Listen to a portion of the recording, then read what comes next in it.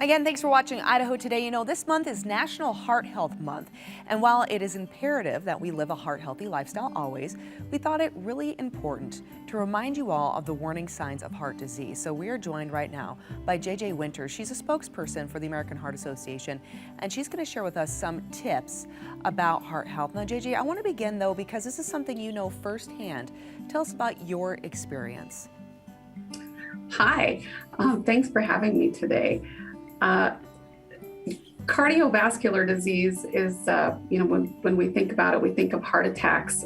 It's not necessarily clutching our hearts and dropping on the floor in pain.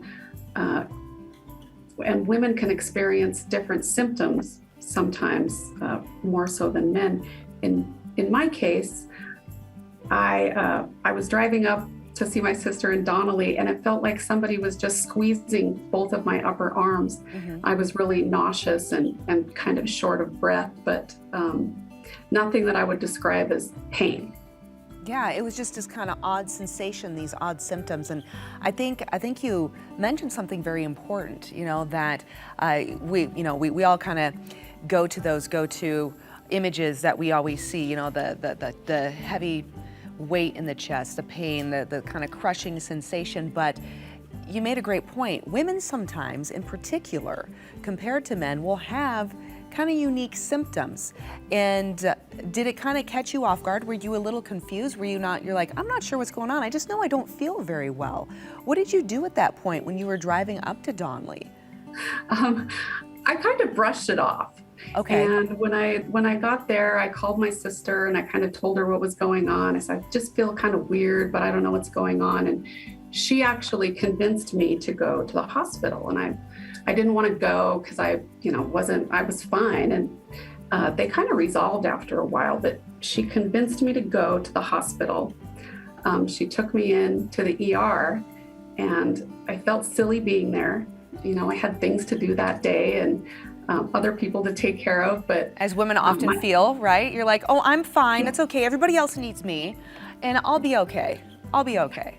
But that wasn't the case. Yeah, you really were ill. Yeah, my EKG was normal.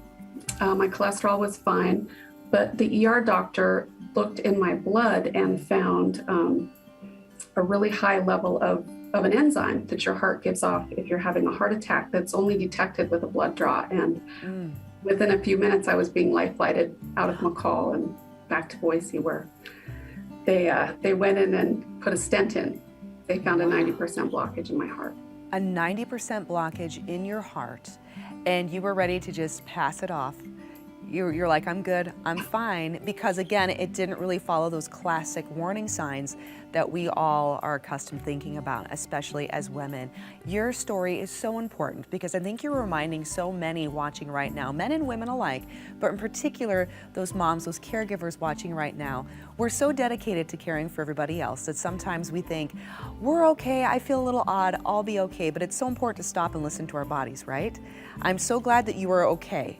But let's remind everybody of some of those warning signs. I know that there's the typical ones, but what are some of them that women typically experience and may not stop to think about it? Sure. The one everyone thinks about the most is chest discomfort. And it's not always pain. It can be just a discomfort, and it could last for a few minutes and go away. You can feel it in other parts of your body, like your back, your arms, even your neck and jaw. You can feel shortness of breath, fatigue, nausea. Those are some of the most common symptoms. The shortness of breath, sometimes the dizziness. And again, I know with our sometimes fast-paced life and all those things on the list to get done, it's easy to sometimes just kind of brush those things aside, but so important to listen. And I'm so glad that you contacted somebody that loves you, and they said, no, you're going to stop and take care of yourself, and you did. And now here you are with us today. JJ, thank you for telling your story. I hope that others watching today listen. Where can those go, though, to learn more? Because there's so much to cover when it comes to heart health. When it comes to being active and eating well, but also listening to our bodies and taking care of ourselves. What's a great resource? You can go to the American Heart Association's website.